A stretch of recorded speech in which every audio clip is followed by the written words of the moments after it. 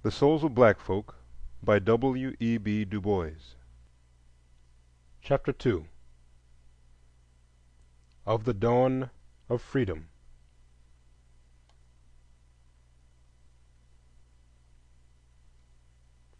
Careless seems the great avenger. History's lessons but record one death struggle in the darkness, twixt old systems and the Word. Truth forever on the scaffold, wrong forever on the throne.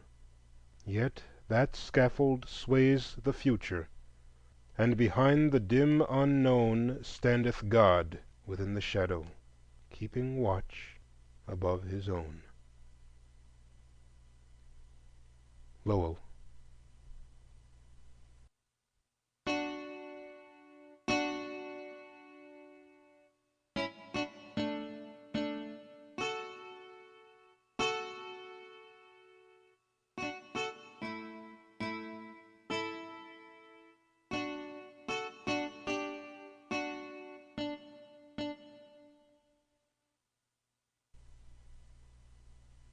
The problem of the 20th century is the problem of the color line, the relation of the darker to the lighter races of men in Asia and Africa, in America and the islands of the sea. It was a phase of this problem that caused the Civil War, and however much they who marched south and north in 1861 may have fixed on the technical points of union and local autonomy as a shibboleth, all nevertheless knew, as we know, that the question of Negro slavery was the real cause of the conflict. Curious it was, too, how this deeper question ever forced itself to the surface, despite effort and disclaimer. No sooner had Northern armies touched Southern soil than this old question, newly guised, sprang from the earth: what shall be done with Negroes? Peremptory military commands this way and that could not answer the query. The Emancipation Proclamation seemed but to broaden and intensify the difficulties, and the War Amendments made the Negro problems of today. It is the aim of this essay to study the period of history from 1861 to 1872, so far as it relates to the American Negro.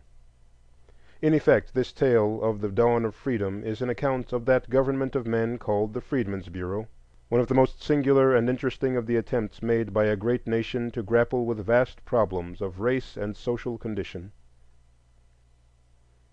The war has naught to do with slaves, cried Congress, the President, and the nation, and yet no sooner had the armies, East and West, penetrated Virginia and Tennessee than fugitive slaves appeared within their lines.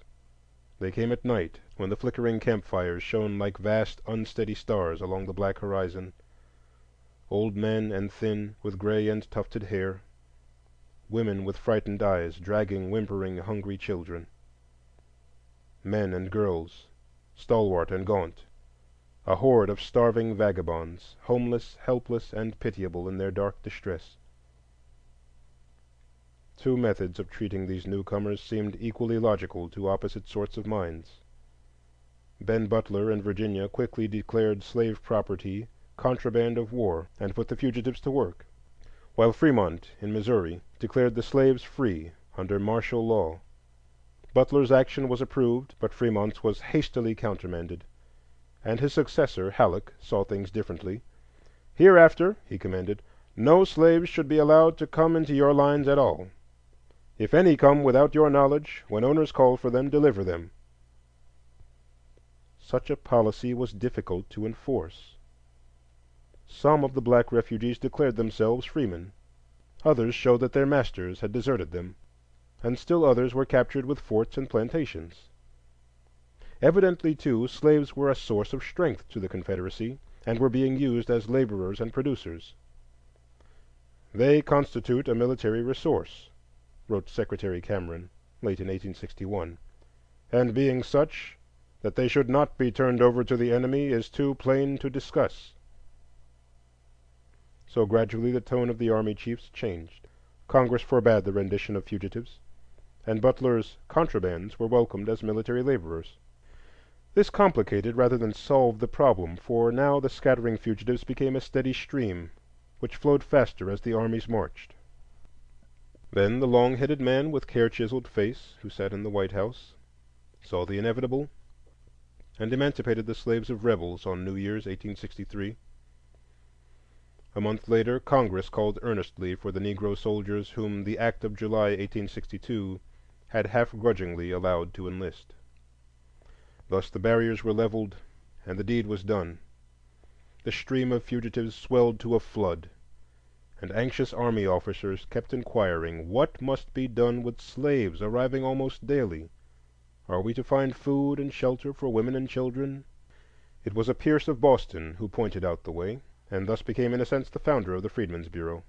He was a firm friend of Secretary Chase, and when in 1861 the care of slaves and abandoned lands devolved upon the Treasury officials, Pierce was specially detained from the ranks to study the conditions. First he cared for the refugees at Fortress Monroe, and then, after Sherman had captured Hilton Head, Pierce was sent there to found his Port Royal experiment of making free working men out of slaves. Before his experiment was barely started, however, the problem of the fugitives had assumed such proportions that it was taken from the hands of the overburdened Treasury Department and given to the army officials.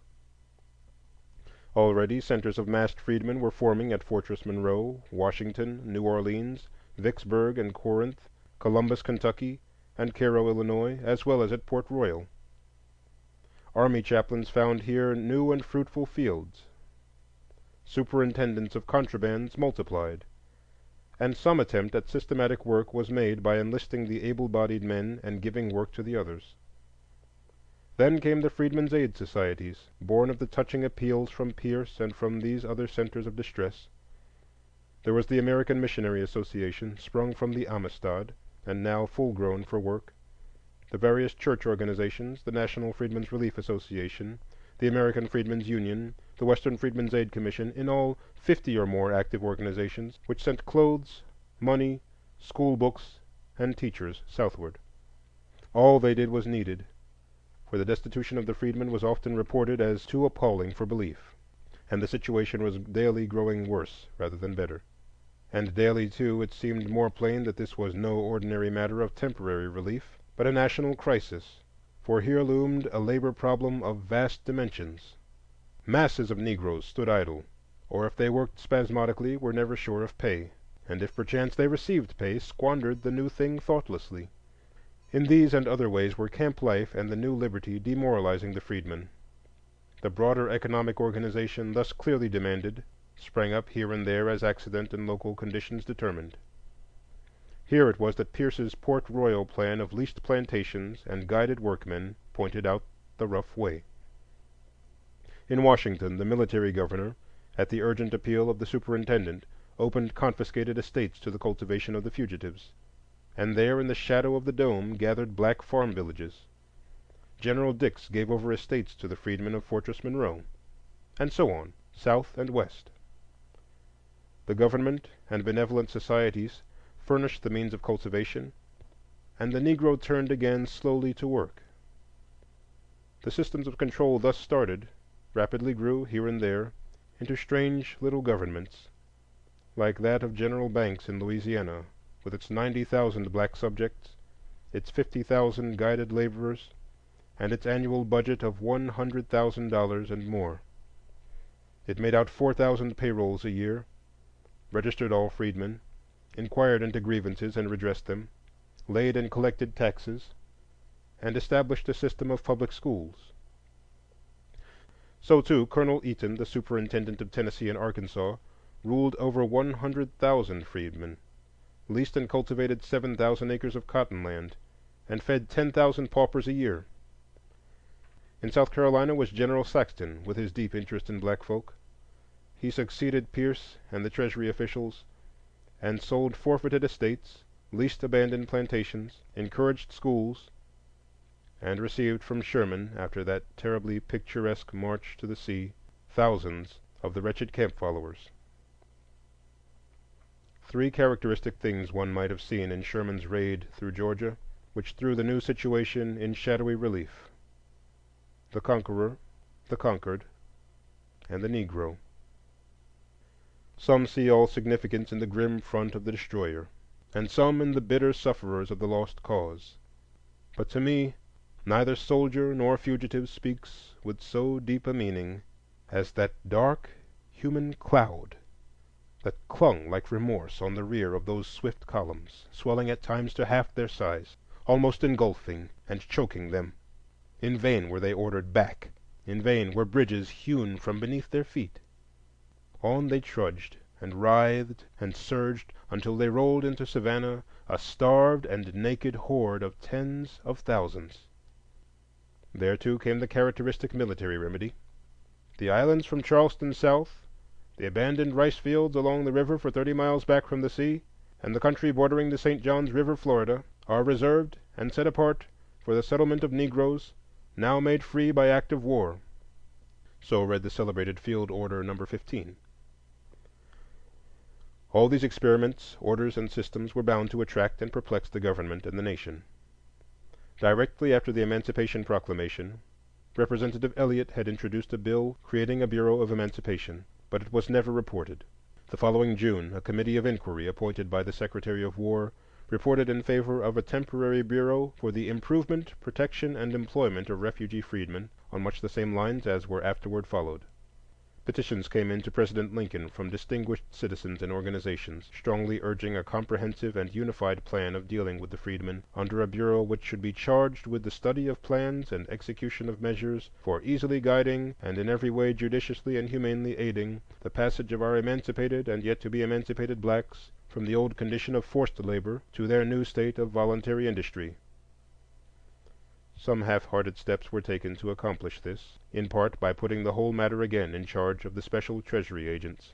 Laws of 1863 and 1864 directed them to take charge of and lease abandoned lands for periods not exceeding 12 months, and to provide in such leases or otherwise for the employment and general welfare of the freedmen.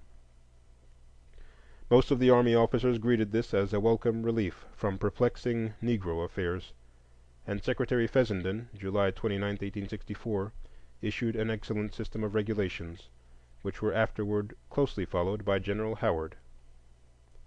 Under Treasury agents, large quantities of land were leased in the Mississippi Valley, and many Negroes were employed. But in August 1864, the new regulations were suspended for reasons of public policy, and the Army was again in control. Meanwhile, Congress had turned its attention to the subject, and in March the House passed a bill by a majority of 2 establishing a Bureau for Freedmen in the War Department. Charles Sumner, who had charge of the bill in the Senate, argued that freedmen and abandoned lands ought to be under the same department, and reported a substitute for the House bill attaching the Bureau to the Treasury Department. This bill passed, but too late for action by the House. The debates wandered over the whole policy of the administration and the general question of slavery, without touching very closely the specific merits of the measure in hand.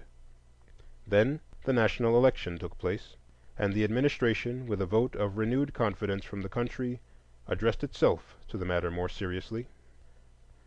A conference between the 2 branches of Congress agreed upon a carefully drawn measure which contained the chief provisions of Sumner's bill, but made the proposed organization a department independent of both the War and the Treasury officials. The bill was conservative, giving the new department general superintendence of all freedmen. Its purpose was to establish regulations for them, protect them, lease them lands, adjust their wages, and appear in civil and military courts as their next friend. There were many limitations attached to the power thus granted, and the organization was made permanent.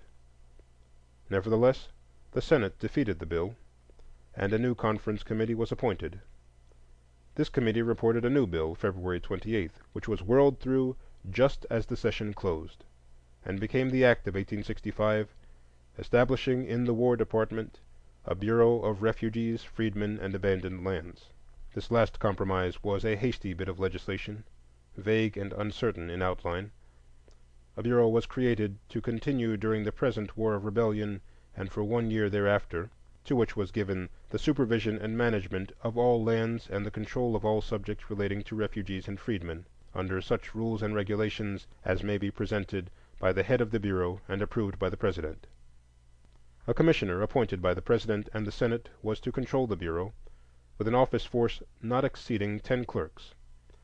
The President might also appoint assistant commissioners in the seceded states, and to all these offices military officials might be detailed at regular pay. The Secretary of War could issue rations, clothing, and fuel to the destitute, and all abandoned property was placed in the hands of the Bureau for eventual lease and sale to ex-slaves in 40-acre parcels. Thus did the United States government definitely assume charge of the emancipated Negro as the ward of the nation. It was a tremendous undertaking. Here, at a stroke of the pen, was erected a government of millions of men, and not ordinary men either, but black men emasculated by a peculiarly complete system of slavery centuries old. And now, suddenly, violently, they come into a new birthright, at a time of war and passion, in the midst of the stricken and embittered population of their former masters. Any man might well have hesitated to assume charge of such a work, with vast responsibilities, indefinite powers, and limited resources. Probably no one but a soldier would have answered such a call promptly. And indeed no one but a soldier could be called, for Congress had appropriated no money for salaries and expenses. Less than a month after the weary emancipator passed to his rest, his successor assigned Major General Oliver O. Howard to duty as commissioner of the new Bureau.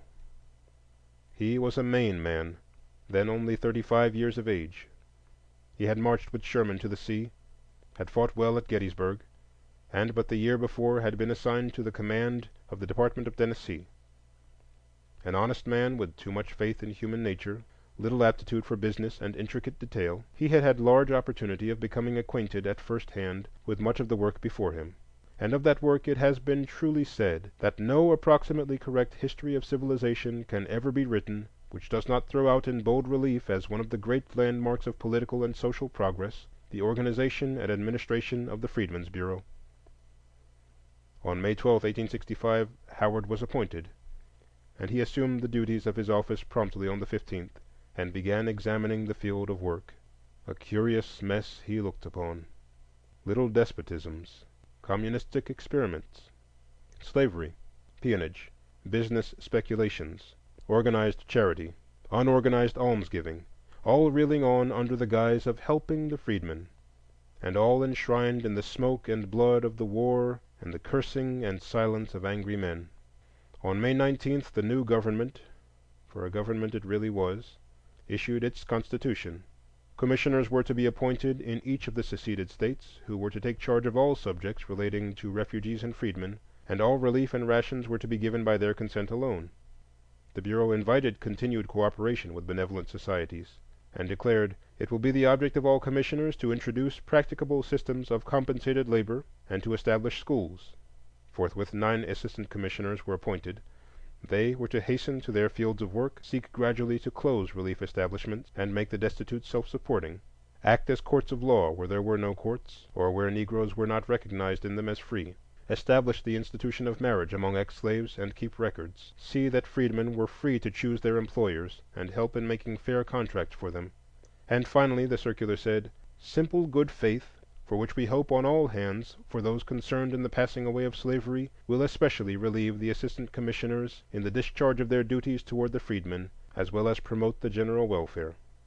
No sooner was the work thus started, and the general system and local organization in some measure begun, than 2 grave difficulties appeared which changed largely the theory and outcome of Bureau work. First, there were the abandoned lands of the South. It had long been the more or less definitely expressed theory of the North that all the chief problems of emancipation might be settled by establishing the slaves on the forfeited lands of their masters. A sort of poetic justice, said some. But this poetry done into solemn prose meant either wholesale confiscation of private property in the South or vast appropriations. Now Congress had not appropriated a cent, and no sooner did the proclamations of general amnesty appear than the 800,000 acres of abandoned lands in the hands of the Freedmen's Bureau melted quickly away. The second difficulty lay in perfecting the local organization of the Bureau throughout the wide field of work. Making a new machine and sending out officials of duly ascertained fitness for a great work of social reform is no child's task. But this task was even harder, for a new central organization had to be fitted on a heterogeneous and confused, but already existing, system of relief and control of ex-slaves.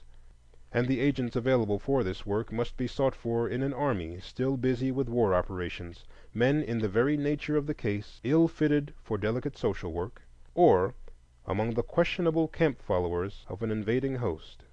Thus, after a year's work, vigorously as it was pushed, the problem looked even more difficult to grasp and solve than at the beginning. Nevertheless, three things that year's work did well worth the doing. It relieved a vast amount of physical suffering. It transported 7,000 fugitives from congested centers back to the farm. And best of all, it inaugurated the crusade of the New England schoolma'am. The annals of this ninth crusade are yet to be written, the tale of a mission that seemed to our age far more quixotic than the quest of St. Louis seemed to his. Behind the mists of ruin and rapine waved the calico dresses of women who dared, and after the hoarse mouthings of the field guns rang the rhythm of the alphabet. Rich and poor they were, serious and curious, bereaved now of a father, now of a brother, now of more than these. They came seeking a life work in planting New England schoolhouses among the white and black of the South. They did their work well. In that first year they taught 100,000 souls and more. Evidently Congress must soon legislate again on the hastily organized Bureau, which had grown so quickly into wide significance and vast possibilities. An institution such as that was well nigh as difficult to end as to begin. Early in 1866 Congress took up the matter when Senator Trumbull of Illinois introduced a bill to extend the Bureau and enlarge its powers. This measure received at the hands of Congress far more thorough discussion and attention than its predecessor. The war cloud had thinned enough to allow clearer conception of the work of emancipation. The champions of the bill argued that the strengthening of the Freedmen's Bureau was still a military necessity, that it was needed for the proper carrying out of the 13th Amendment, and was a work of sheer justice to the ex-slave at a trifling cost to the government. The opponents of the measure declared that the war was over and the necessity for war measures past, that the Bureau, by reason of its extraordinary powers, was clearly unconstitutional in time of peace, and was destined to irritate the South and pauperize the freedmen at a final cost of possibly hundreds of millions. These two arguments were unanswered, and indeed unanswerable. The one, that the extraordinary powers of the Bureau threatened the civil rights of all citizens, and the other, that the government must have power to do what manifestly must be done, and that present abandonment of the freedmen meant their practical re-enslavement. The bill which finally passed enlarged and made permanent the Freedmen's Bureau. It was promptly vetoed by President Johnson as unconstitutional, unnecessary, and extrajudicial, and failed of passage over the veto. Meantime, however, the breach between Congress and the President began to broaden, and a modified form of the lost bill was finally passed over the President's second veto, July 16th. The Act of 1866 gave the Freedmen's Bureau its final form, the form by which it will be known to posterity and judged of men. It extended the existence of the Bureau to July 1868. It authorized additional assistant commissioners, the retention of army officers mustered out of regular service, the sale of certain forfeited lands to freedmen on nominal terms, the sale of Confederate public property for Negro schools, and a wider field of judicial interpretation and cognizance. The government of the unreconstructed South was thus put very largely in the hands of the Freedmen's Bureau, especially as in many cases the departmental military commander was now made also assistant commissioner. It was thus that the Freedmen's Bureau became a full-fledged government of men. It made laws, executed them and interpreted them. It laid and collected taxes, defined and punished crime, maintained and used military force, and dictated such measures as it thought necessary and proper for the accomplishment of its varied ends. Naturally, all these powers were not exercised continuously, nor to their fullest extent. And yet, as General Howard has said, scarcely any subject that has to be legislated upon in civil society failed at one time or another to demand the action of this singular Bureau.